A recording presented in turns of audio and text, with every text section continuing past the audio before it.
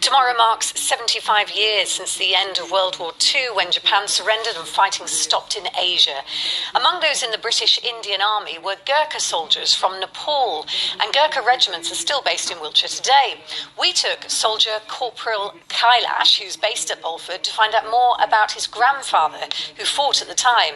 Now, I should say, Lee Madden's piece was filmed before it was necessary to wear masks in museums. Cutting their way through the jungle, pushing back the Japanese. The Gurkhas' fight in the Second World War has been well documented, but for Corporal Kailash, the role of his own grandfather, Major Dil Bahadur Rai, has remained a mystery. I knew my grandfather was in the British Army because I saw his picture in the house, but I actually didn't know that he fought in the Second World War.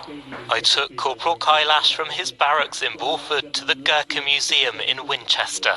If you notice in these pictures, Gurkhas are always fighting uphill from their roots in the mountains.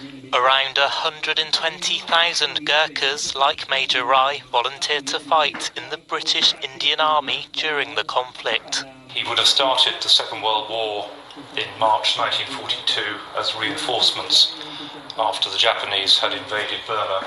So what was the condition like in the World War II? Grueling, hard, tough. The monsoon rains from May each year made life almost unbearable for fighting and for living, with disease rife and not helping the morale of the troops. The Gurkhas' long-held reputation for fearless bravery continued.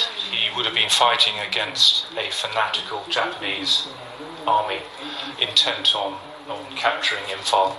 In May 1945, victory was declared in Europe, but the battles in the Far East raged on, with life remaining bleak. So could you tell me more about the living condition in the jungle in Burma, sir?